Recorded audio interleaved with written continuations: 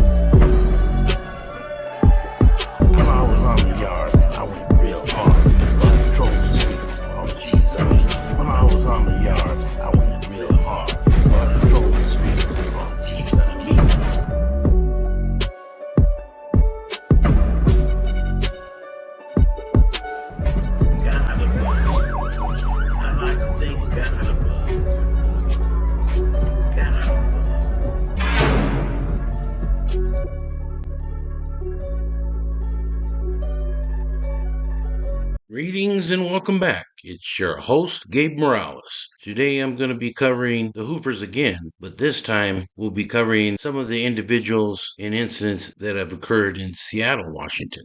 As I stated in the Portland recent Hoover Rico video, Pacific Northwest experienced an invasion of sorts by California gangs starting in the mid-1980s that grew throughout the 1990s.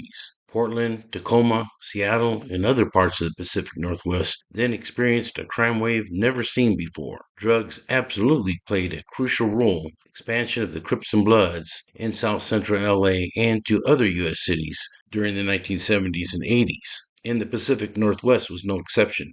Arresting several people over this last weekend, their number in the hundreds. Seattle police were dealing with other members of those same gangs. Some 80% of Seattle's crack is said to come from L.A. We have documented instances of California gang members being here in Seattle. I think it's important to emphasize that the biggest victims in this whole scenario are actually the people that live in the areas where drugs are being dealt. Seattle police say that 7 people have been killed there this year. While gangs and crews were present in small numbers decades earlier, and while I saw my first Crip in Seattle in 1974, law enforcement did not finally become aware of the presence of California-style gangs until the mid to late 1980s. This period is also often referred to as being the crack cocaine epidemic. Freeway Ricky Ross, who I mentioned in a few other videos, was a major drug trafficker in the 1980s and was a major player in the flow of cocaine and crack cocaine into the United States from Central and South America. I spoke to several individuals that they got their dope through Freeway Rick and were part of the Hoover connection. You have to understand, when the Crips and Bloods came up from LA, many local kids, especially that grew up in public housing projects areas, as I did, like High Point, did not like the California gangsters bossing them around. At the same time, there was a noticeable crackdown by law enforcement on any young black men with California license plates or California driver's license, especially those who had the greater Los Angeles address on record and who were often dressed in red or blue. Absolutely, there was racial profiling back then. The police really didn't know what they had or what they were doing. I've seen the first Seattle Police Gang Unit gang identification roster, and I kept on seeing Cali Boy, Crip, Blood, Cali Boy. And it became obvious to me that SPD in the early days were not sure what they had and just identified these individuals as Cali Boys when there was no such gang. One of the legit gangs that did come up were the Hoovers. And I recall a 9-deuce Hoover named Derek Vamp Hargress, who did time in California prisons in the early 1980s. He ended up being convicted of distributing cocaine in Seattle and was sentenced to 20 years in federal prison in 1989. He got so much time that Hoovers in LA had a new term. If you got popped by the feds, you got vamped. The 7-4 Hoovers in King County were split into 3 main factions, all the way down the 99 Pacific Highway down to Federal Way. There was also some Hoovers located in Tacoma, Washington. There are also other sets that came up, such as 107 Hoovers in Portland and Seattle. There were some 9-deuce Hoovers, such as Vamp and Shane Evil Deuce Gilbert. and some 8 trays, as well as some 5 deuce Hoovers, under individuals such as Jeep Kemp. But the 7-4 Hoovers became the biggest subset of Hoovers by the late 1990s under the direction of George Peanut Hendrick. For niggas who don't know, because I know you know a little bit of history, let the world know, man, like how did Hoover get up here, man? Like, when did it all started up here in Seattle, man? No, because, you know, we come up here, doing our little thing and shit, that niggas, you know. What year was it, like 82? No, because it was like 80, 85, 86. 85, 86? You know what I'm saying? Niggas come up here, you know. George Peanut Hendrick soon declared war on local M Street Pyrus, many of them actually out of Compton, California, and fell under the Bloods umbrella. Many shootings occurred, and most of the victims were from Elm Street, who soon aligned with Central District Seattle gangs, many of whom copied the Gangster Disciple model out of Chicago, while the South End Hoovers, in particular 7-4, aligned with Down with the Crew, who are also Gangster Disciples, and who also beefed with Central District GDs. For many years, the 7-4 Hoovers in Seattle held a get-together at Othello Park, also called Hoover Park, but sometimes they had it at Seward Park, located on Lake Washington, on the 4th of July, or 7-4, which is the 7-4 Hoover Gang's birthday. You feel me? And we out here doing our thing, you know what I mean? I'm Gangster Walnut Calhoun. Yo, what's up, yo? You got your head.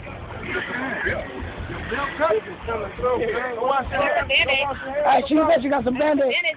What's the name? Yeah, but I got band-aids.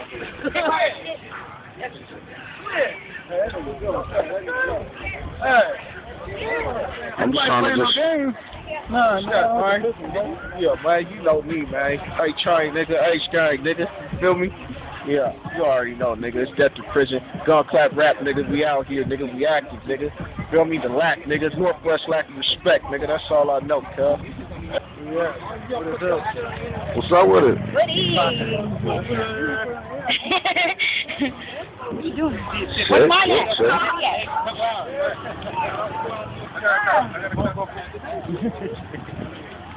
I got copy for you. It's thing right here. Hoovers increased their street rap as many local youngsters wanted to join the gang, as the gangster fad in Seattle grew and grew. According to a Seattle Police Detective Gang Unit Supervisor, the Hoovers had between 100 and 200 members in 2005, but I documented over 500 members and associates of the Hoovers at King County Jail by that time period, when I worked in classification. I've said it many times before, corrections is an undervalued and underused resource. Believe it or not, a lot of times corrections has gang information that even the police don't have. Corrections has 24 hours a day to monitor them. Gang members often communicate via letters, phone calls, drawings, gang graffiti as they do on the street, and get involved in gang politics, such as fights in jails. There may not be shootings, but there's a lot of action. So ask your local jail and prison what they have on somebody. You may be surprised at how much information they have, but most of the time they won't give it to you unless you ask. I will cover a few of the greater Seattle Hoover OGs here, not to glamorize them, but to document them for better public awareness and for historical accuracy. As I go through some of them, notice how many were killed, or as they say, were made Hoovers in peace. Those not killed, many ended up with serious lifetime injuries, hard drug and alcohol addiction, and long prison terms. So I hope that this video serves as a deterrent for some of you. For some of you that think it sounds fascinating, believe me, all these guys do is complain when they're in jail and prison. It ain't nothing nice. Peanut ended up being gunned down at Maya's restaurant in the South End when evidently there was a dispute over a female, and a Blood gang member named Lucky Dozier pulled out a gun, Peanut pulled out his gun, and they both killed each other. Rest in peace. HIP. Bro, love him to death. You know what I'm talking about? You see the tattoos and everything. We printed everything. We got pictures and everything. Kids, family. Everybody here got about 20 years plus with my brother. Bro, status, RIP to my homeboy, cuz. Balls up, full time, hard time hustlers, hard parties and everything, man. This is how we do it, man. This shit's a celebration, man. We represent the celebration of his life, the way he lived, man. You see what I'm saying? Everybody that knew him, know anything about him, know that he loved everything that he did. And everybody that was around him. You see what I'm saying? He touched everybody in their own little ways. You see what I'm saying? But right now, we're going to celebrate that. We're going to do what we do, how we do it, man. You see what I'm saying? And send bro the way he's supposed to be. You know what I'm talking about? And this is how we're doing it, man. 2012, man. So we're doing this shit, man. Godzilla, man. Holla at your boy. Man, we love you, Nut. We love you, baby. Love you, Nut, brother. HIP, big homie. I love you, Dad. you, baby. Love you, Dad. Another notable Hoover from LA was Jermaine O.G. Nudie Scott, who I understand was called Nudie because he once smoked PCP and got butt naked. But he had respect from local Hoovers since he had been down with them since his early days. There was Richie Rat Williams, who led a faction of the 7-4s called the Rat Pack, and who was viewed as being one of Peanut Hendrix's right-hand men during and after the War of 1998 with the Elm Street Pirates. Rat Pack members shot, killed, and robbed many rival gang members and drug dealers. Another notable Hoover, such as Bryant Spider Morgan, who was another drug dealer that claimed 5 Deuce Hoover. Spider ended up being very close to a 7-4 Pack Highway Hoover named Randall Deasy Embry. Another example of getting caught up in that lifestyle was when the early morning hours of New Year's Day 2009 at a Tacoma nightclub called McCabe's, a fight broke out between 2 gang members. One individual, an Andre Parker, who was said to be a member of the Hilltop Crips, who were allied with the Hoovers. The other was a Tyrant Clark, who was a member of the Young Gangster Crips, who were rivals of the Hilltops. Somehow, Randall Deasy Embry and Bryant Spider Morgan from the Hoovers became involved in this dispute.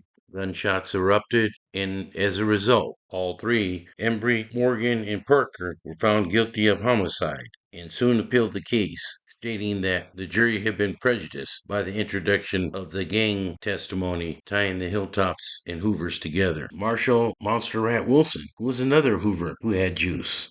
Hoovers have produced many rappers, such as Monster, who changed his name to Hurricane while he was rapping. Unfortunately, Marshall Marion Wilson, also known as Monster, was involved in the fatal shooting of Daquan Foster outside a Tacoma nightclub. I understand that Foster was in the military and that there was a confrontation after the show on October 28, 2017. In November of 2019, Marshall Wilson was sentenced to 43 years in prison.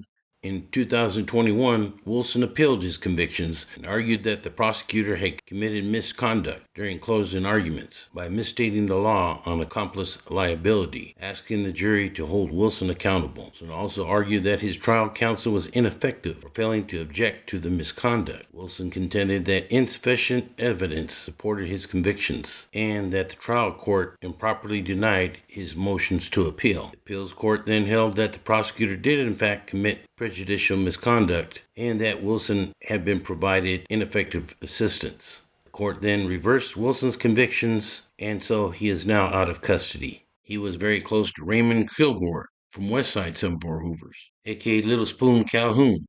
I thought he was killed at the Skyway Bowl, but I've been told actually that happened in Imperial Lanes, which was open from 1959 but shut down in 2018. Some Hoovers say the police denied him immediate medical attention, but I don't know about that. There was James Monroe, aka Fetty Mac, who was killed in a police encounter with Kent PD. In recent years, there have been new beefs, such as the 5-Star Bloods versus Highway Hoovers. 5-Star Bloods have been very active in recent years in the greater Seattle area. They were mostly young, which is a growing trend amongst gangs, that they're getting younger and younger. I've heard 5-Star Bloods being equated kind of like Low Profile, which is a gang that I'll cover in my next video, that were basically renegades, originally located in the CD, but later spread all over King County.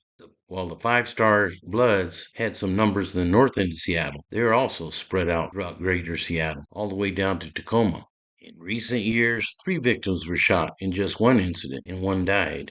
Reggie Bessis, who was only 14 years old, and the 5-Star Bloods took credit for his killing in a rap video. In November 2021, a 13-year-old victim that was tied to that beef was killed in Federal Way, Washington. I'd like to end with stating that some of these guys stopped living that life and later on lived in more positive ways. An example would be Big Ed Ezel from Hoovers, who went on to write a testimonial, A Journey Through Mister's Life. I think he would agree that it is often easier to get into a gang than to leave it. Charles Blue Champion was a 7-4 Hoover who killed police officer Stephen Underwood in Des Moines, Washington, and ended up getting life.